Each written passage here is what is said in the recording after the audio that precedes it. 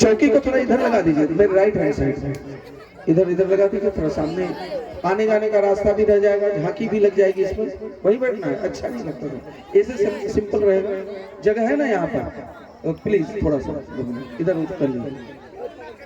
हाँ, अब माननीय सांसद श्री बुलो मंडल जी बाबा का मालार्पण करेंगे, तो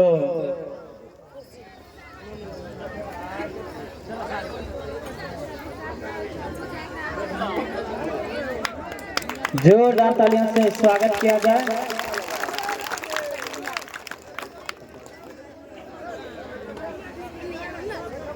अब हमारे महाराज जी माननीय सांसद बुलो मंडल जी का मालार्पण कर रहे हैं, जोरदार तालियों से स्वागत किया जाए।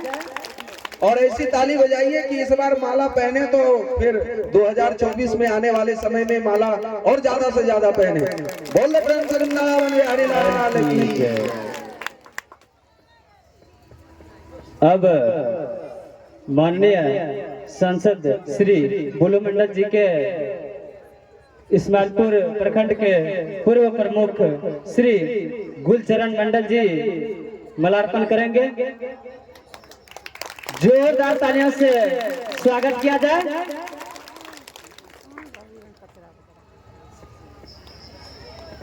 अब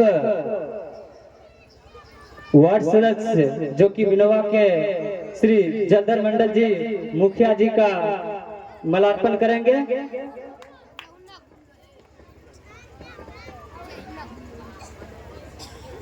जोरदार तालियों से स्वागत किया जाए।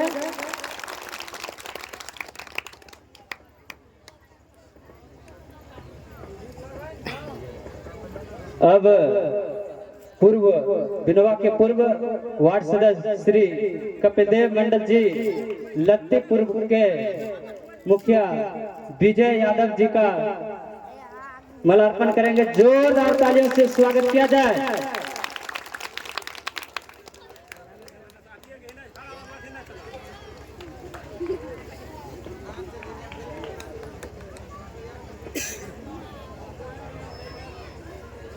अब युवा वर्ग के टुनटुन कुमार माननीय सांसद बुलो मंडल जी का मालार्पण करेंगे।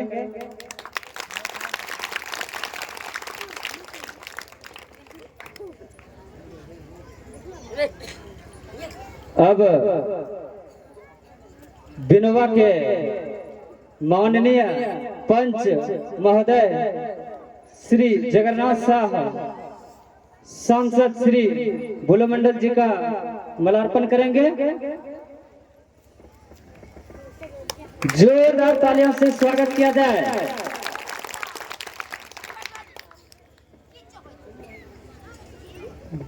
अब माननीय श्री बुलो मंडल जी से मैं चाहूंगा कि आप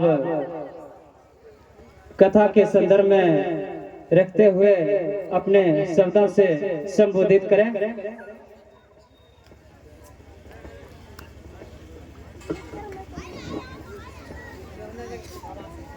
आज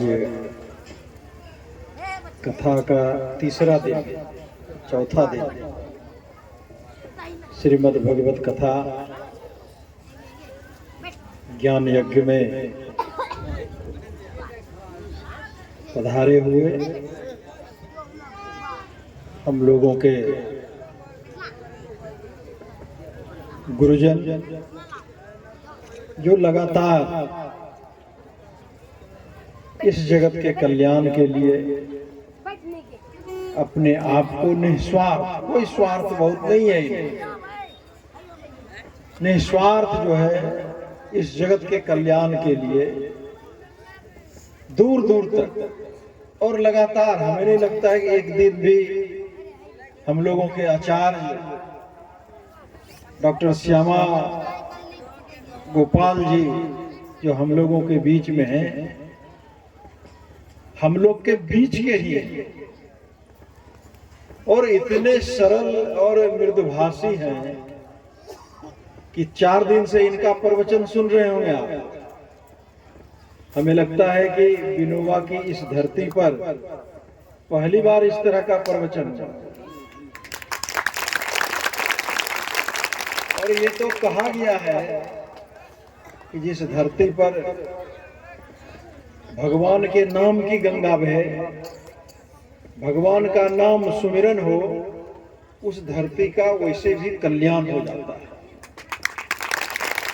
तो निश्चय ही इसके आयोजक मंडल को, जिन्होंने इसे आयोजित किया है, मैं अपने तरफ से उन्हें बहुत साधुवाद देता हूँ, बहुत बधाई देता हूँ उन्हें कि आपने भी अपने समाज के कल्याण के लिए, इस जगत के कल्याण के लिए आपने इस तरह के कार्यक्रम का आयोजन किया है। कठिनाइयाँ होती है, परेशानियाँ होती है, लेकिन इस सब के बावजूद भी समाज में इस तरह का कार्यक्रम, भागवत कथा का हो, रामचरितमानस कथा का हो, ये सब कार्यक्रम होते रहना चाहिए। उससे बच्चों पर अलग प्रभाव पड़ता है, उससे जो हमारे बुजुर्ग भी हैं, युवा भी हैं, उस पर भी एक अलग प्रभाव पड़ता है।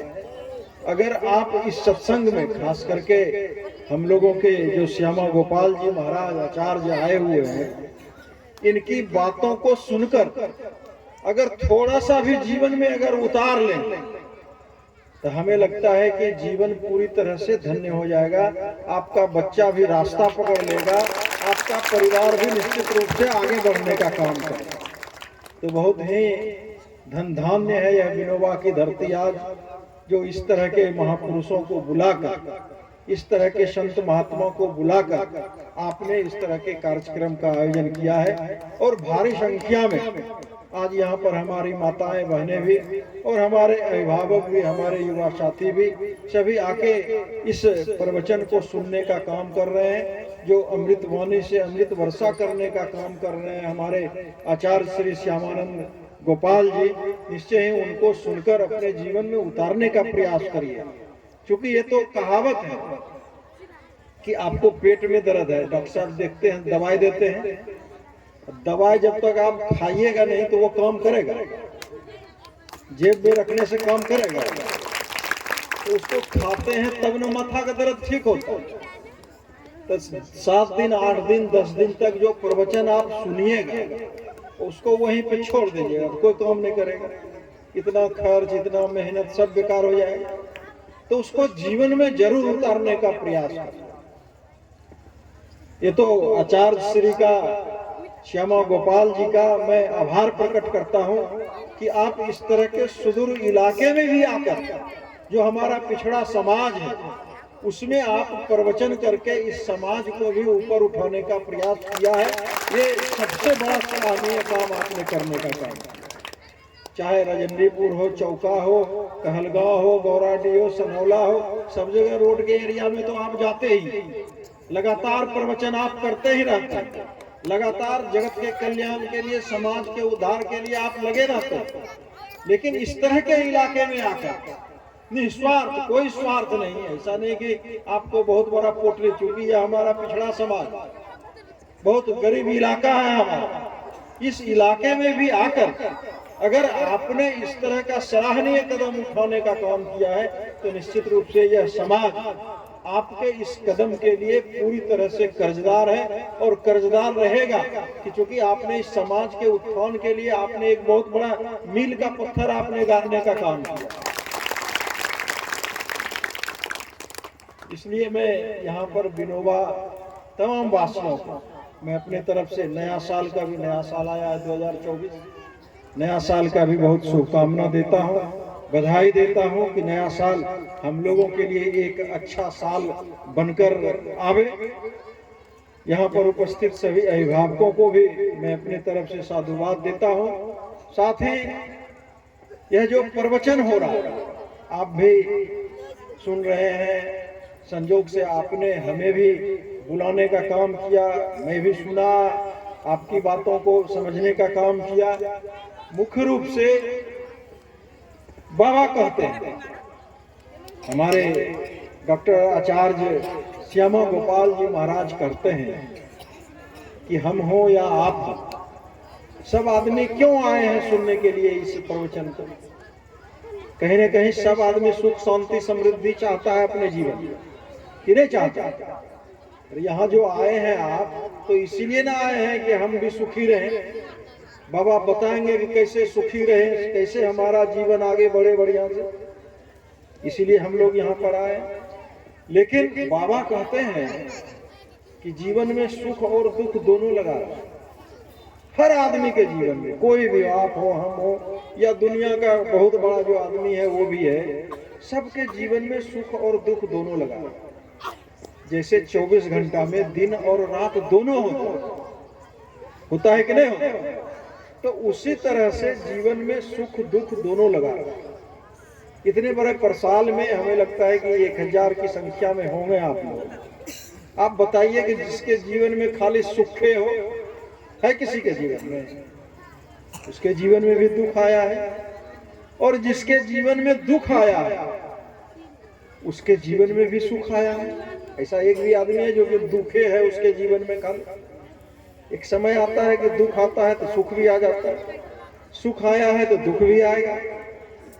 इसलिए जीवन में सुख और दुख लगातार आते रहता है।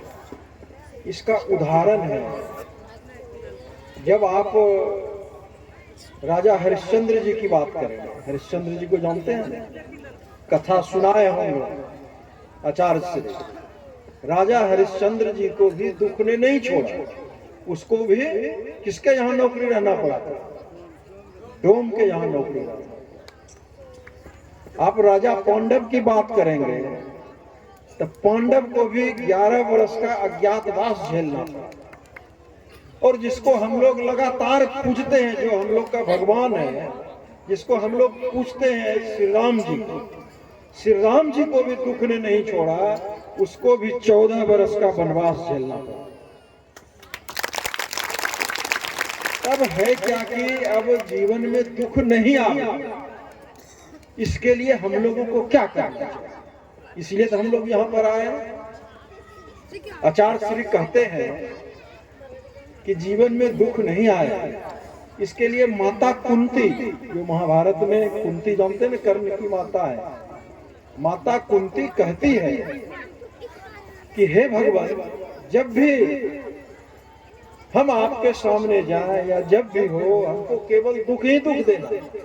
दुख इसलिए देना कि जब भी हमें दुख होगा तो हम आपका सुमिरन करने का काम करेंगे भगवान, और जब आपका सुमिरन करेंगे तो इससे बढ़िया सुख शांति हमको जीवन में कहीं नहीं मिल सकता है। हम लोग तो यहाँ पर साक्षात 7 दिन 8 दिन तक का कार्यक्रम है, लगातार भगवान के चरणों में रहेंगे, भगवान की बातों को सुनने का काम करेंगे, तो इससे बढ़िया सुख शांति समृद्धि कहाँ हमको मिल सकती है? तो हम तमाम लोग